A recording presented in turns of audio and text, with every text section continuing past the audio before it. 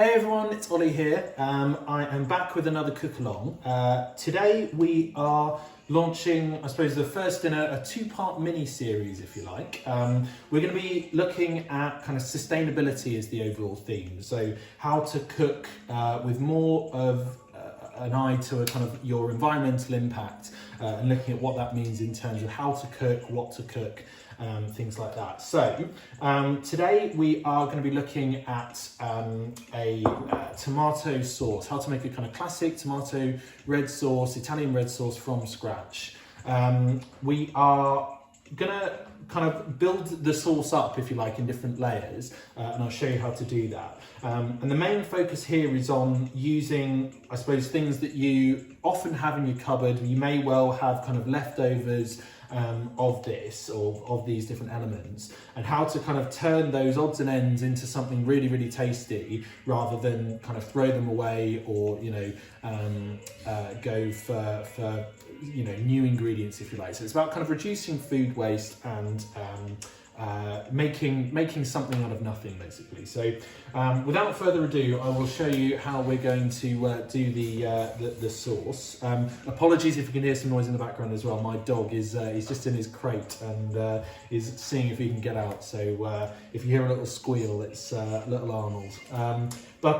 Yeah, we're gonna build the sauce up, kind of making a little base for it, and then add in different flavors, basically. So the base of the sauce is red onion. I prefer using red to white because it gives a lovely sweetness, but you can use white. Again, the principles of this is to use what you have. So if you have a white onion, use that. If you have shallots, you can use that. We're going to add in some garlic. I don't think you can really have an Italian red sauce without some garlic. So I'm going to use a few cloves of that. Then obviously the basis of our tomato sauce are tomatoes. I'm going for kind of whole plum tomatoes here, tinned tomatoes. Again, just because they're the kind of things that actually often sometimes you buy in bulk, and you might have one or two of them at the back of the cupboard. You can do this with fresh tomatoes. I actually prefer it with tinned tomatoes for this kind of sauce. It gives a nice sort of richness almost. We are then going to add in some balsamic vinegar, which gives a lovely kind of sort of tangy note, but also sweet. It's got a nice sort of age quality to it. Some honey, again, just a little bit goes a long way to help sort of sweeten the sauce and balance it out. Some chili flakes, again, just to sort of wake it up. We don't necessarily want this to be a super spicy, you know, arrabbiata sauce or anything like that. And then some oregano as well, just to give some lovely flavour. The other herb, and the kind of hero herb, if you like, that we're going to use is basil. So I've just got 2 stalks here that I've just cut from a plant or that you can get in a packet. We're going to drop those in whole, and what that's going to do is it's going to kind of bleed that natural, lovely, herbaceous aroma into the sauce without necessarily losing any of it via chopping. We're going to fish it out at the end, so it's almost like a kind of infusion of basil rather than chopped basil going through it. Works really, really well with this. And then the secret weapon is definitely optional. Certainly if you're veggie or vegan and don't want to include it, that's absolutely fine. But on the principle of kind of reducing food waste and making the most from your ingredients, this is the rind from a wedge of Parmesan, and actually it gives this incredible kind of savoury backbone to the dish, basically. So if you have this, I would really encourage you to use it. All you need to do is drop it in. Again, we fish it out at the end, but it's an absolute kind of flavour bomb. Certainly though, it's optional if you're veggie or vegan and don't want to use it. So we will get started. So with the onion, if you've watched any of the cook-alongs before, you'll know how we're preparing this. I've just taken the top off and I'm cutting through the root here. So half of it's got the root on either side, which is going to become very important later on. Going to take off the outer layer that's no good for eating, and then I'm being slightly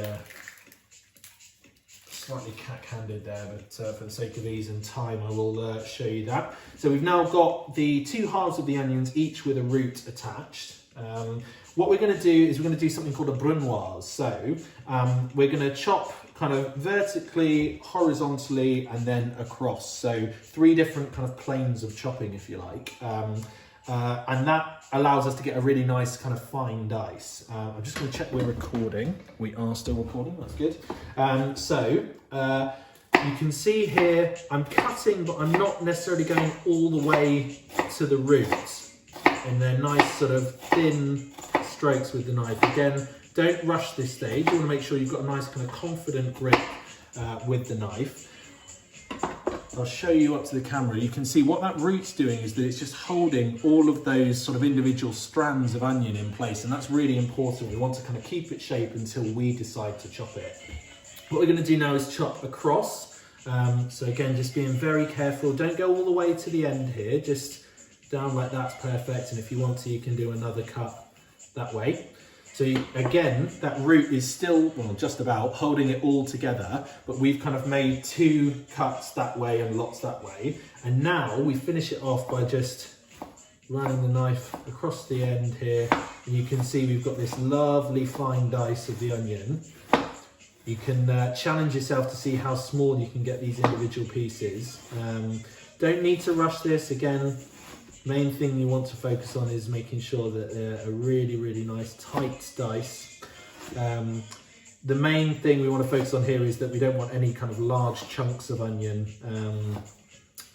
running sort of halfway through our sauce. We don't want to encounter a sort of big hunk of onion, and by doing it small like this, it gives that lovely sort of background savoury flavour without that sort of harshness. And there's a way that we're going to cook this. Again, we're going to kind of sweat it rather than fry it or burn it, which helps to accentuate the kind of natural sweetness in there. So you can see I'm just rattling it off. Again, don't need to rush this. If you feel comfortable to chop like this, if you've done lots of onions before, please do. And please feel free to send us a clip as well. My handle is at otcooks_eats. And obviously Hearts SU that you're watching it on now. Please do let us know if you are cooking these dishes along and you've got kind of final products that you want to share with us. Please do let us know. And tag us in your recreations. I think it's really nice, especially now that we're in lockdown again, and we want to kind of try and bring a bit of community and a few sort of events at a time where we can't really. So please do tag us in your recreations and let us know how you got on. So that's the onion prepped, done, sorted. We're going to do the garlic now, and it's important to keep these 2 separate. They cook at slightly different rates, so we add them into the pan at different times. To peel the garlic, again, if you've watched it before, hopefully you'll be old vets and know exactly what I'm doing, but I'm just giving them a slight crush. It just helps to make their sort of shells a little bit easier to peel, and the skin comes off a bit easier. I've got some music this time around as well to fill in the ambient sound so that it's not me kind of talking constantly for an hour, which I'm sure you'll be glad of. Certainly gives my voice a bit of a rest. Although my eyes are still coming in for an absolute battering. That onion is letting off its juices, and if you see me start weeping halfway through, it's not because I can't wait to eat this sauce. It kind of is because I can't wait to eat the sauce. I'm super hungry today, so I'm going to try and rattle through this as quickly as possible. But yeah, those onions are potent. So you'll have noticed there I just kind of took the ends off the garlic. That's called the heel. Take the heel off the garlic. And I'm just going to finely chop this. Again, you can see that claw technique that we've discussed before. It doesn't matter if this isn't super fine at this stage. I'll show you a technique to help get it kind of all nice and uniform. But we just want to slice it up one way. And clearly, onions and garlic and basil are the only sort of fresh ingredients, if you like. And something like onions and garlic, certainly I know, if you particularly if you're cooking on your own or anything like that, sometimes you have half an onion here, a couple of cloves of garlic there, sort of thing. Very good sort of store cupboard ingredients, I'd say, to have most of the time. So here's a little kind of part of how we can turn it into this, you know, really cool, interesting dish. So, got the garlic finely sliced there. What we want to do now is just cross chop it to make it nice and fine. So you can see there, I've got my non-chopping hand firmly on the top of the knife. And I'm just making that nice and fine. You can do exactly the same with the onions, but hopefully that technique that I showed you at the start means that you won't need to. They'll already be kind of nice and small. Again, that's called brunoising. If you want to impress your friends, how to brunoise an onion. You can see here that garlic instantly has gotten so much smaller. Again, we're looking for the garlic flavour to run throughout the sauce rather than, you know, one sort of massive chunk of garlic halfway through. Unless, of course, you're a garlic fiend, in which case throw a whole clove in there, why not? But you can see there we've got it nice and fine. And what I'm going to do as well, just to show you a little extra freebie trick, is to show you how to kind of turn that small chopped garlic into a puree. So if you ever see those kind of jars of garlic or anything like that, then steer clear. They're not fresh. They will lose their kind of potency that you get from, you know, prepping garlic yourself. And hopefully I'll show you how easy it is to make a sort of garlic paste yourself. So if I can find my oil in a second. So I've got my oil here, and all I'm going to do is just drop a tiny little bit onto the garlic like that. You'll have also seen that I just added a few sprinkles of the salt that I've got over there, and I'll show you now the technique to how to turn it into a puree. So, get the handle of the knife a bit drier. You want to basically kind of press and then drag and almost sort of squidge that garlic down into the board. So press and drag and sort of use the horizontal part of the knife to help do that. And you can see, well, hopefully you can see from there, how it's already kind of turning into a bit more of a paste rather than the chopped garlic that we had before. So you just want to press and drag. And do you see there how it's now becoming like a sort of thing you can almost like pour it basically. Keep doing that. Shouldn't take too long, and you just sort of press and drag it. And you can see now that's literally become garlic paste in a matter of seconds. So it's even finer than it was before. So really good little nifty trick there if you ever need to, you know, make a sort of paste of garlic, or if you ever want something to be super super fine. That's a really good trick for how to do it. So hopefully that was useful. I'm going to stick my saucepan now onto a kind of medium low heat. We really don't want to cook this very aggressively. We just want it to sort of sweat rather than burn basically, and I will show you exactly what that means. I'm going to pop a little bit of the oil in as well. You can be fairly generous with this. I'd say probably 2 to 3 tablespoons. It's a really predominant flavour that you want to get through in the sauce.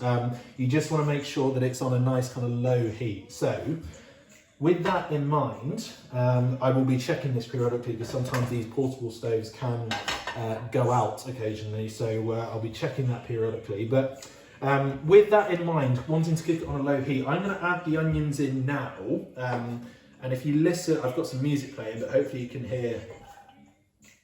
There's not a huge kind of sizzle there, which is what we want basically. We want these to cook gently and slowly rather than aggressively. You know, we want to kind of look to gently caramelise, release those natural sugars rather than fry them too much.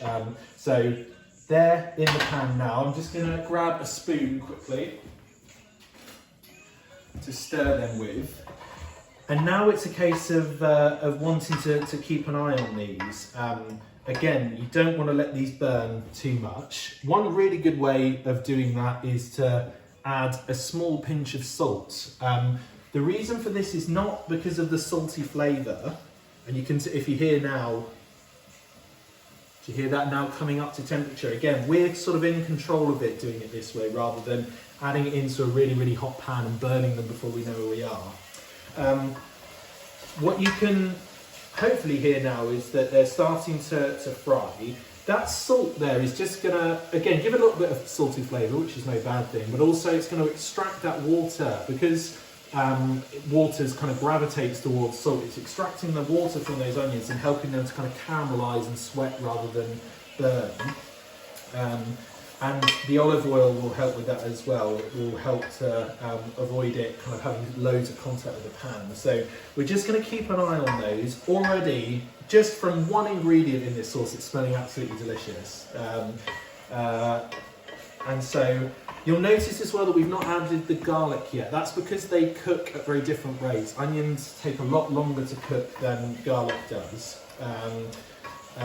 We want to basically give the onions a little bit of a head start. Again, because they're nice and fine, they won't take a great, huge amount of time to cook. But the most important thing is that you keep an eye on them. So if I can, I'll try and get the angle right so you can see that, hopefully. Try not to tip lots of oil out everywhere, but you can see those onions are kind of starting to go nice and sort of translucent, which is absolutely what we want. We're not looking for colour at this stage, we're just looking to kind of sweat those down. One way to help, that can be helpful, if you do notice that the pan is kind of starting to get too hot and you need to kill the heat, is to add just a little splash of water in. If you listen, you can hear the sound change from frying to boiling, and that will kind of reduce the temperature of the pan. So that's what you can do as a kind of last resort, if you like, to avoid burning. But I'm gonna just turn it up now to evaporate that water. Again, that was more of a what to do if rather than what was required here. I'm just going to grab some tomato puree quickly as well.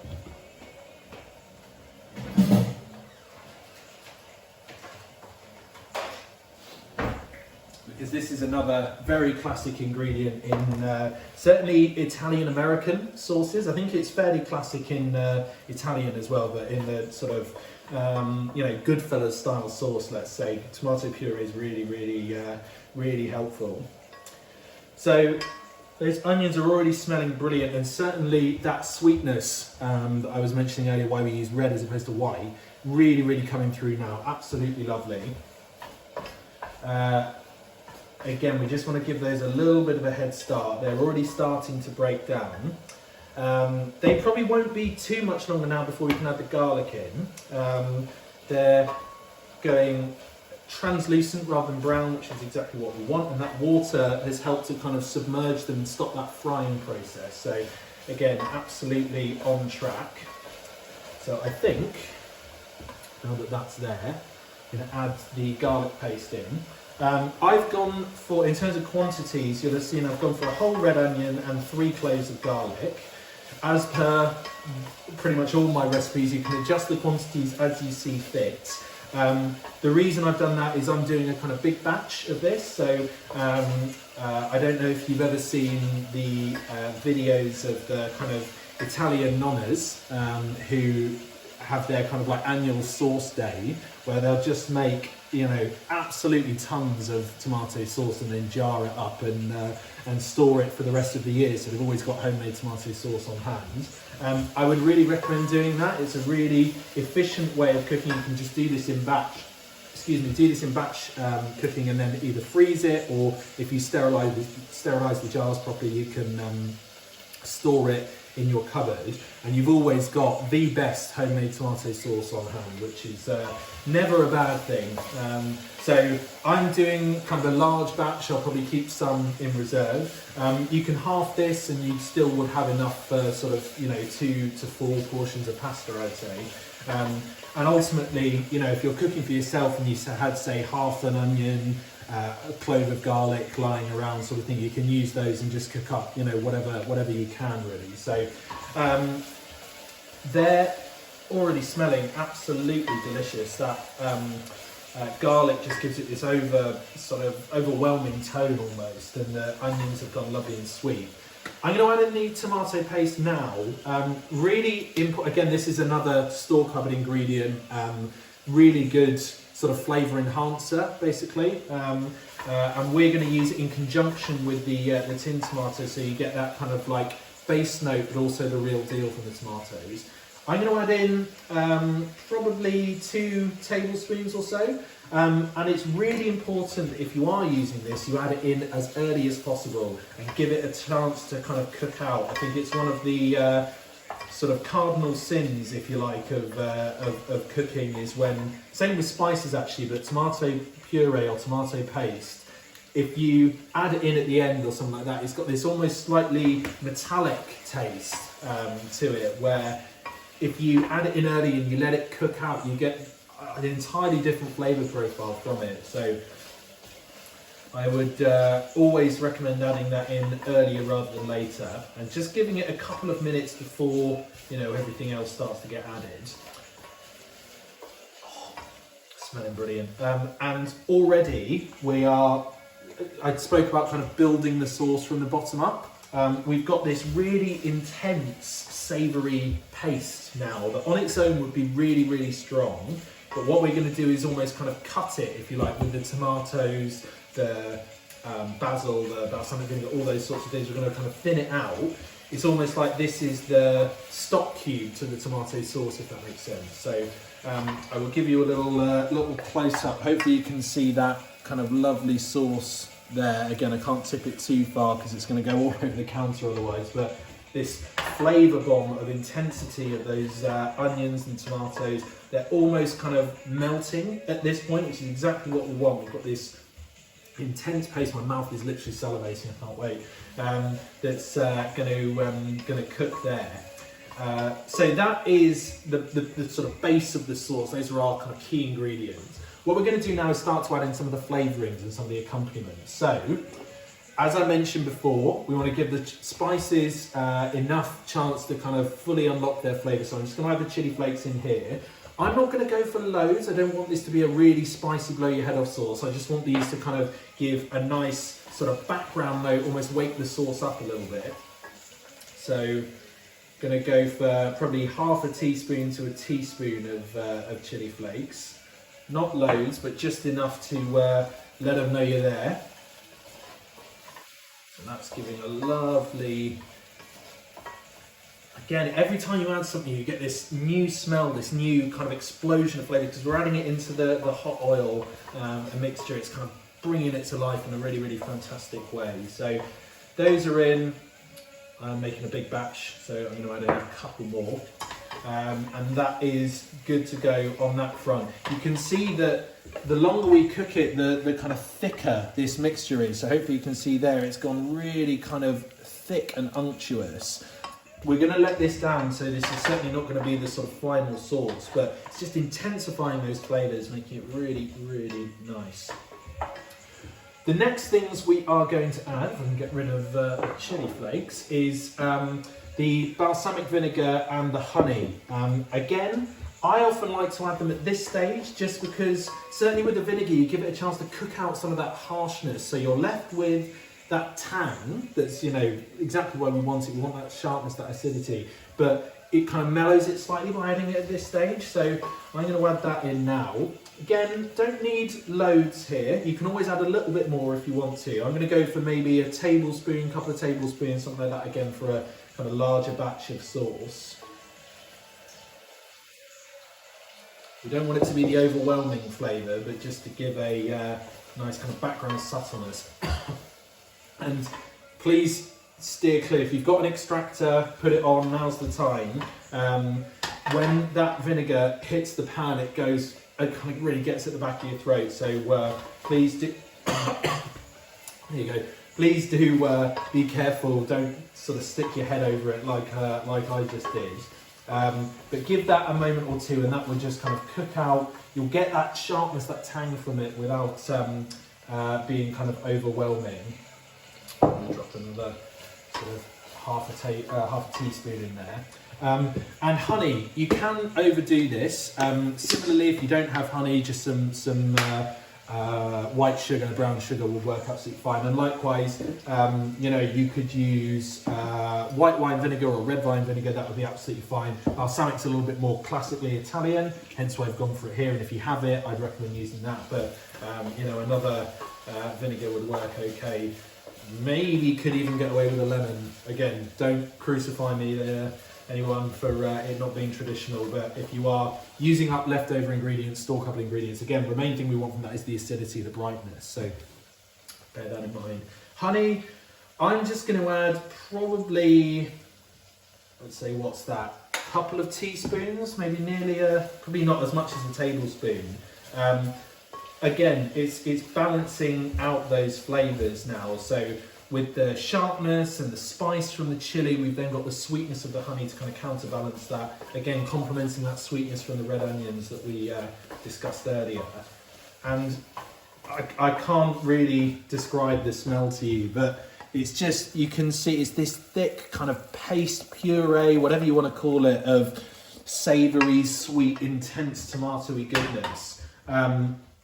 That I honestly feel like is just the best base for a sauce you could ask for, and will really differentiate it from any sort of tomato sauce you can buy off the shelves. Doing that step, and again, if you wanted to do this in a bigger pan, double the ingredients and just batch it up, you've then got immediate kind of tomato sauce ready to go. But certainly the kind of technique will help show you, I think, how you can turn what is ultimately store-cupboard ingredients, you know, things you might have kicking around at the fridge that you may have thought you'd throw away, into something amazing, you know, into something wonderful. So I'm happy with that base. I'm now going to add in our tomatoes. So I would always recommend going for whole plum tomatoes if you are going to use kind of tins. The reason for this is that and I don't know quite how true this is, and you should probably do some research on it, but my understanding is that the chopped tomatoes that you find are often the kind of offcuts, if you like, and the bits that don't necessarily make it into these tins, which, if I can get it out, there we go. Try and undo that a little bit more.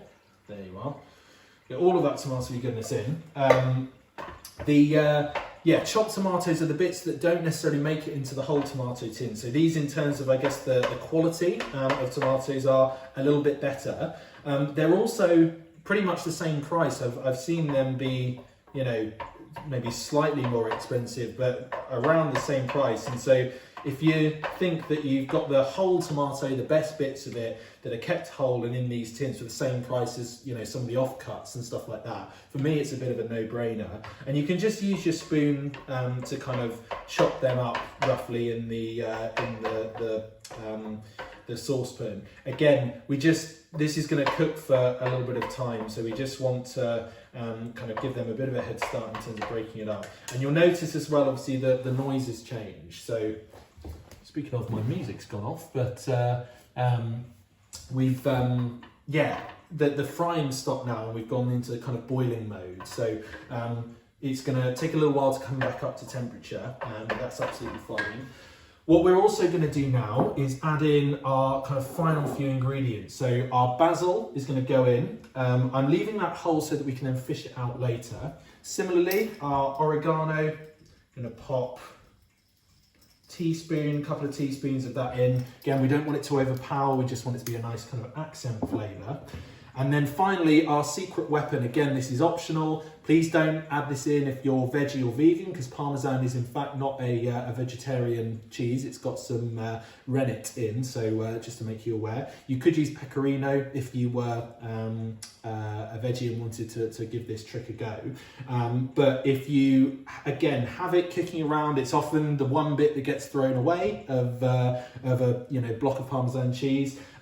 It's really, really good to add into here just to give this sort of savoury background note. So we're going to pop that in and let that kind of come back up to the boil, give that a quick simmer, and it's just smelling wonderful. It's like kind of all the best bits of the best pizza you've had, the best kind of, tomato sauce pasta that you've had. It's just wonderful. I'm gonna turn that up now on the hob, because we want that to come back up to the boil. And what I'm gonna do is I'm gonna add a little bit of water into one of these tins, which might seem counterintuitive if we want the sauce to kind of thicken up to then add more water. But what this does is it allows the sauce to reach the consistency that we want without it kind of going too thick again. So you can adjust with the water as and when, add more, let it reduce, add more, let it reduce. I think by adding maybe half a tin, it's probably the best balance. So you get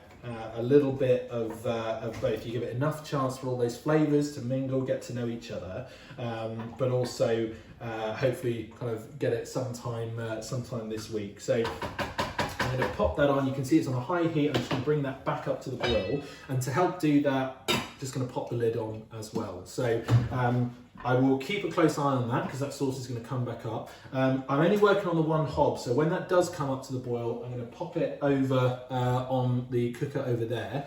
But all I'm going to do is keep that on a kind of medium heat. We want that to be kind of gently simmering away. And in terms of how long to cook it, the longer you can leave it, the better. The more those flavours will impart themselves into the sauce, things like that. But I'd say probably it's more on the thickness of the sauce than the length of time. So once you get it to a consistency that you're happy with, you're happy to kind of put the sauce over the top of your pasta. That's a kind of pretty good indication as to when it's a good idea to kind of call time on the cooking. So my music's just started again completely randomly as soon as I finish the end of my sentence. So we've got that on a high heat, or as high as it will go. I am going to now turn my attention to the pasta. So I've not really looked at that in much detail, but there's not a great deal to say about it, to be honest. One thing I am going to do is get my kettle onto boil. We'll need boiling water for it, so I'm just going to pop that on to boil now.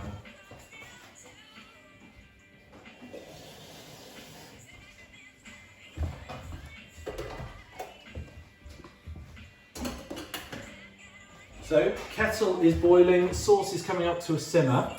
We are pretty much good to go. I'm going to have a quick clean down as well to try and make a bit of a nicer space to cook with.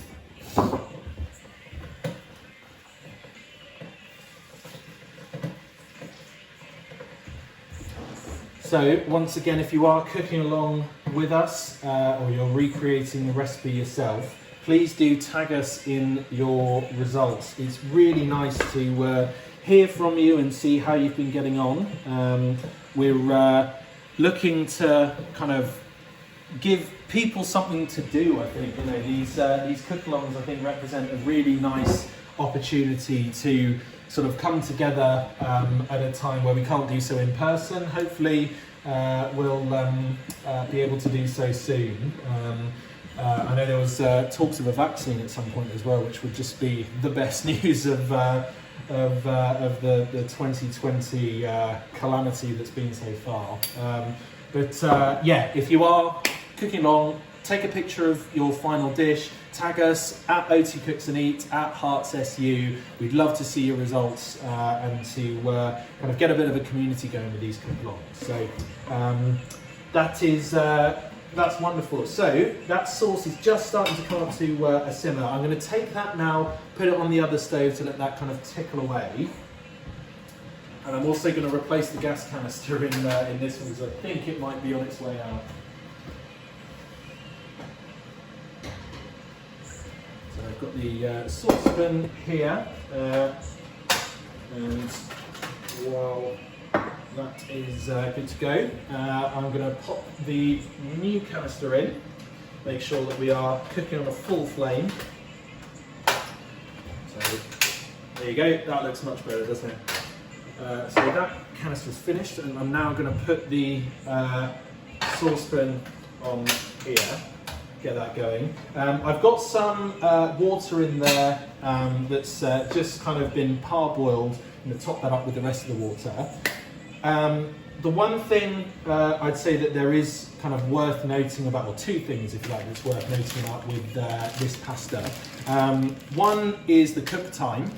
So this one, very helpfully, we're using linguini today, but again, use whatever pasta you can have. This sauce goes so well with pretty much any pasta, I think. Penne, conchigli, you know, even kind of rigatone, or some of the kind of larger pasta shapes. Some pappardelle would go really well. I've yet to have this with a pasta and think that doesn't work. So linguini and noodles are really nice with it, just because it gives a nice kind of coating. But again, in the spirit of using up ingredients that you have to hand, use whatever pasta you have available. The 2 points to note, as I say, is the cook time. So this one actually says what to cook it for al dente. So it says 10 minutes for this one. There you go. Get the sauce on, make sure that's cooking, and bring the water up to the boil. So yeah, I'm going to cook this kind of al dente, and then look to sort of finish it in the sauce together. I'm bringing that up to the boil. Again, if you prefer your pasta to be less kind of sort of tough or hard, you can cook it for the full kind of, this one's 12 minutes. Again, just sort of follow the packet instructions really. I quite like it al dente, which means sort of to the tooth in Italian, so you get a little bit of a bite, a little bit of texture, but up to you. So that's one point to note. And the second is around your pasta water.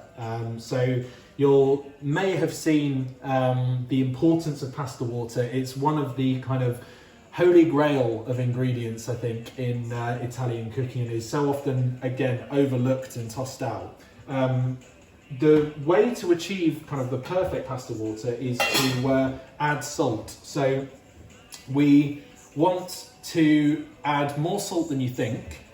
It's the correct amount is so that it tastes like the ocean, apparently. So that means a lot, and especially with this kind of large saucepan, it means that you want to really heavily salt this. Obviously, you're not going to be kind of getting all of that salt in the pasta. It's going to sort of wash off, as it were, but it's the only opportunity you have to kind of flavour that pasta, basically. So we're adding that salt in, giving it a little mix around. And again, I'm just going to pop the lid on to bring that up to boil a little faster. Once we have that pasta water, I will show you how we can use that with the sauce to help kind of emulsify, create this perfect texture of sauce. It really is something special.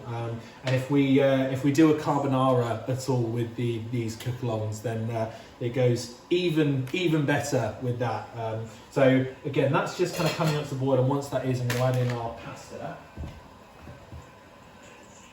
Our sauce is tickling away nicely. So it gives me a little bit of a chance, I suppose, to talk about the kind of sustainable angle, sustainable cooking.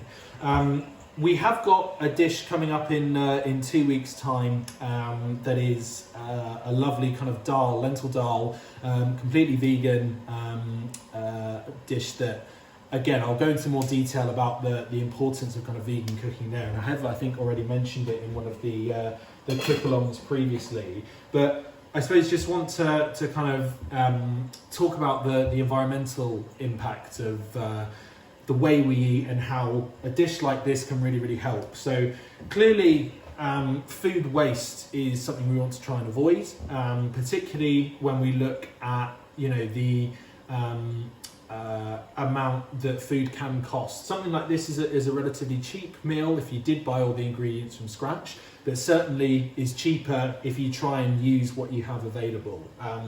I've tried to keep this hopefully fairly classic, hopefully fairly similar to the sort of Italian sauce that you might find from, you know, as I say, a sort of grandma and nonna, but it's also very kind of easy to put together, and the benefit, the flavour, if you like, comes from the technique. So that pasta is, that water's now up to the boil, and we're going to add in this pasta. So there's about half a packet there. I'm probably going to go for something similar with this one. I'm just going to clean the knife quickly.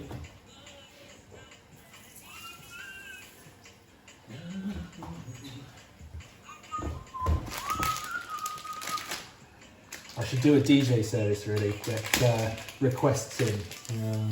I've gone for my kind of chilled summer playlist this time. It's been one of those days, and I think we could all use a little bit of a reminder of, the summer to come and some nice kind of chilled songs.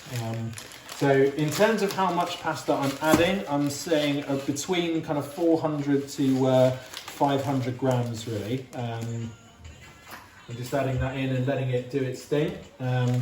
I'm cooking for 4 people tonight, so and it's a hungry kind of dish. You don't want to be skimping on this. So between 400 and 500 grams is what I would do for 4 people. I think it's technically 100 grams per person, but I usually like to give a little bit extra just because, we're all greedy in this house. So that pasta's in. I'm just going to drop that to make sure it's kind of fully coated, and then we're going to let that cook for 10 minutes or so. So that is good to go, and that is at a nice kind of gentle boil. The pan's quite full, so I don't want it to be super aggressive. I lost my train of thought there. We were talking about leftovers. So something like this, really gives you an opportunity to kind of avoid throwing food away. And hopefully I've tried to give some indications of what you can use instead of these ingredients. So the principles behind it are that we want a nice kind of balanced sauce. So the honey that we've added, for example, you could use agave nectar if you wanted to. You could use just white sugar instead, or brown sugar, or anything like that. It's important, I think, to think about it for its purpose. So I'm adding this for sweetness. So think about what other ingredients that you might have on hand. Again, avoiding the need to spend additional money to go and get it. Similarly with the balsamic vinegar, think about why it is that we're adding it. We're adding it for that tang, that kind of acidity. So as I mentioned, red wine, white wine vinegar, something like that, you can add that in to get that same flavour. Pasta, any shape that you've got on hand is absolutely fine. Something like the chilli, again, we've added that for just a touch of heat. So again, it's certainly not traditional, but if you wanted to, if that's all you had available, you could add a little bit of hot sauce maybe, just to give it that kind of piquancy almost, that kind of slight heat. We don't want it to be, crazy hot, crazy spicy, but we can use it to our advantage in that sense. And it just avoids you having to go and buy, additional extra food. I know when I was a student, I certainly didn't want to be spending more money than I had to anywhere that wasn't, the pub. So hopefully some nice kind of cheap cooking here as well as sustainable cooking. So again, I'll touch on this in more detail on the next cook-along that we're doing in terms of the way to avoid eating too much meat. But really important, I think, here to consider whether or not you really need meat at all. This sauce, that we've seen is layers upon layers and layers of flavour, and it's got a lot of that kind of savoury element to it that you might get with, chicken or pork or anything like that. It really is, I think, a sort of testament to the fact that sometimes the meals that are, or the vegetarian meals or vegan meals that are the best, are the ones that don't necessarily try and substitute in something to replace the meat, but just celebrate the ingredients that aren't meat on their own. Something like this, I think, is a really, really good example of that. And certainly when I eat this, I don't think it's kind of lacking meat or anything like that. I know we did the miso aubergine and the tagine previously, which are 2 other really good examples of kind of celebrating vegetables, celebrating non-meat based ingredients. And rather than kind of thinking, oh, I'd like meat in here, what can I add instead? That's a kind of, I suppose, a little bit of the sort of theory or philosophy behind the dish. Again, as with all of these things, it's your recipe to do what you want with. Make it however you'd like. If you wanted to kind of chop and change, use fresh tomatoes instead, absolutely fine. We'll give a nice kind of additional flavour. Really is more of a framework for you to then do, do your own thing with. So if you have enjoyed it, if you are cooking along, let us know on Instagram @HeartsSU, @OTCooksNews. Would love to see your recipes.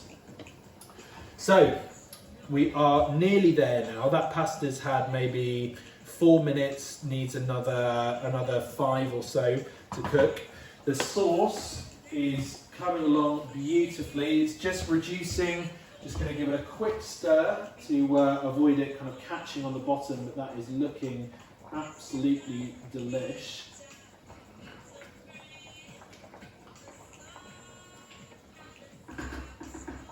Honestly, I wish you could smell this. It is just the best smell. All of those, you can almost smell, and hopefully I'll be able to taste every one of those ingredients that we added at different stages. It's just, you can literally hear me, I'm salivating. It's getting to that point.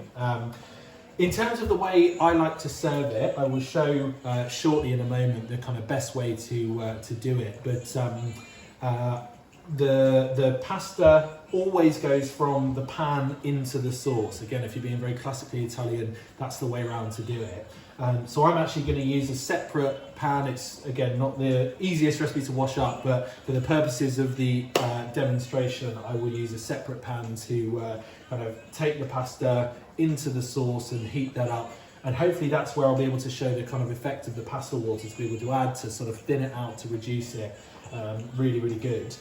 So then once you've done that, you want to mix the sauce together, make sure every noodle, every bit of pasta is coated in that sauce.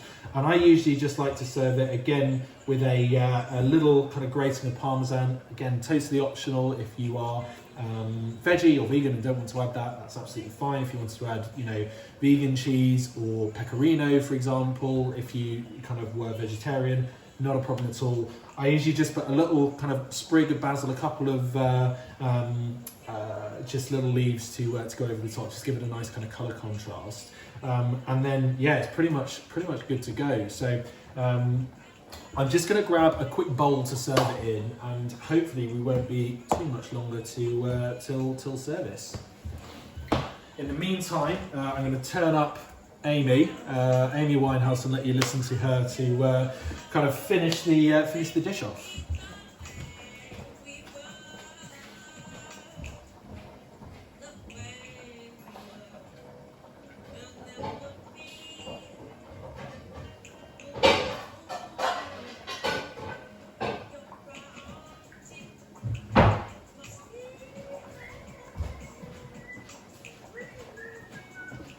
So I've got a nice big bowl here to serve. Again, this is family style, very, I don't know, I think if I closed my eyes I could pretend to be in Italy. I could pretend to be a nonna serving this to her family. It's certainly a life goal of mine, is to have someone kind of adopt me as their Italian grandson. So if there's anyone out there watching, then please do let me know, because I'd love to learn proper homeschool Italian cooking. So, but in the meantime, we're just waiting for this to kind of come together.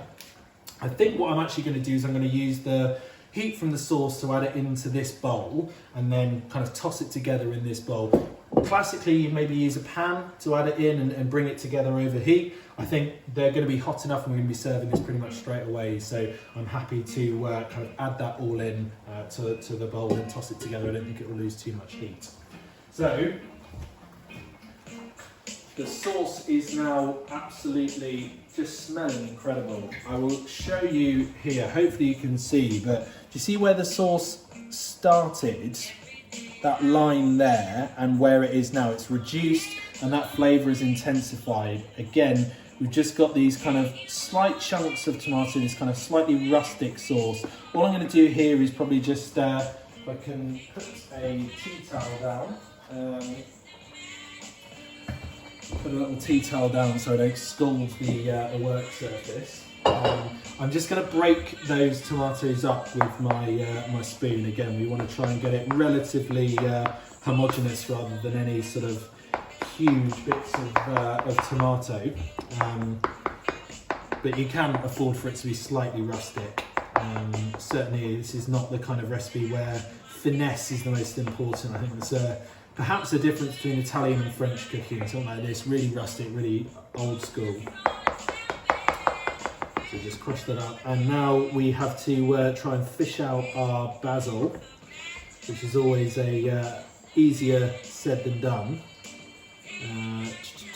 So try not to burn yourself. You can see there we've got the basil there. And all of that kind of flavour from that basil is just infused into that sauce. Just wonderful.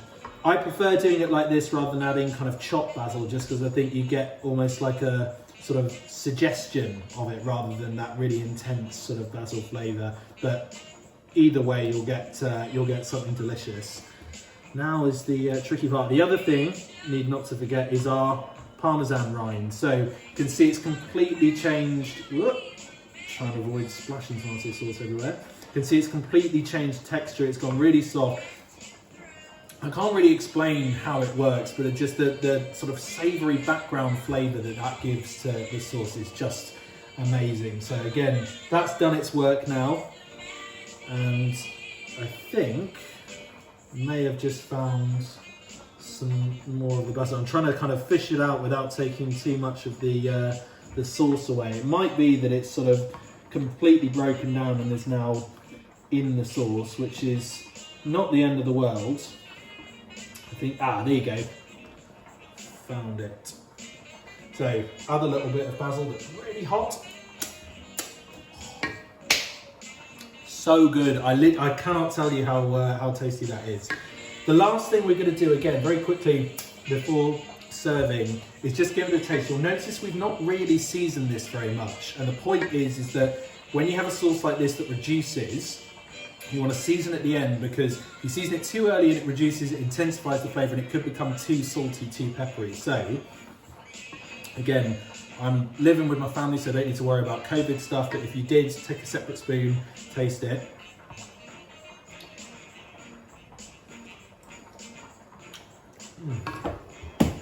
It's every single bit of that you can taste. The sweetness, the spice, the tanginess, absolutely lovely.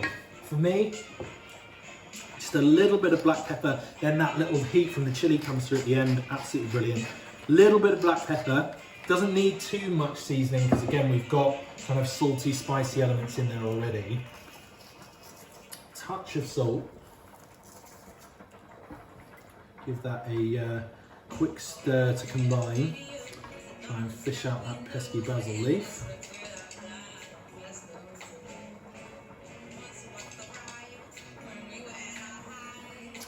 Quick stir to combine and taste again to season.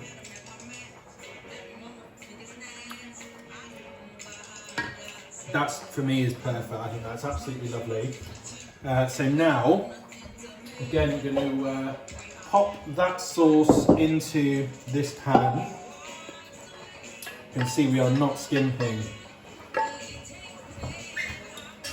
And now, I will check the pasta to see how that is getting along.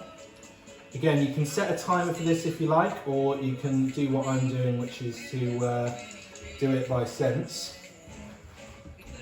See how well cooked this is.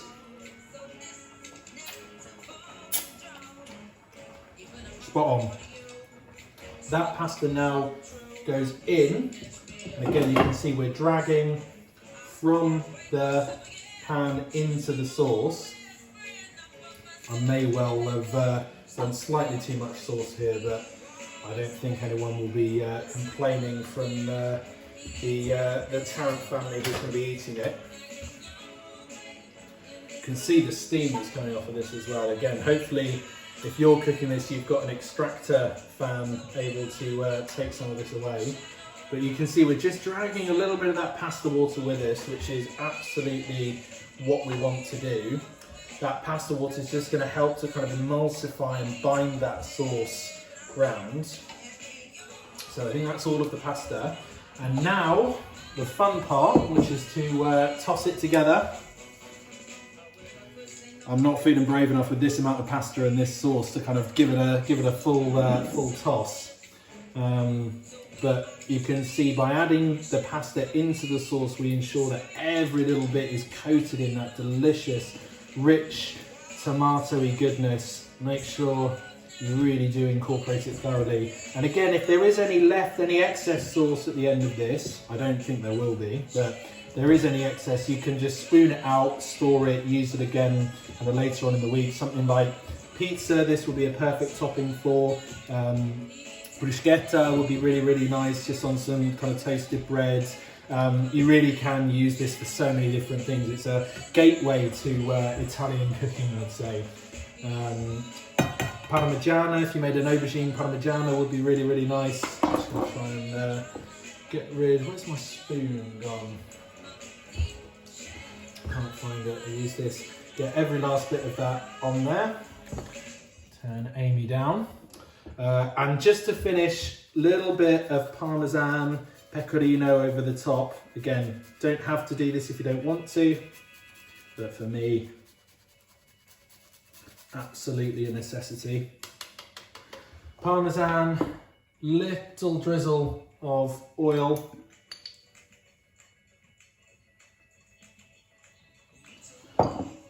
Final few twists of black pepper.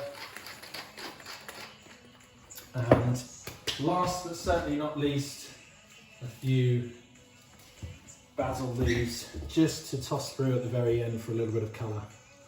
And that is super, super simple but unbelievably tasty tomato sauce from scratch. Hopefully you can all see how delicious that looks.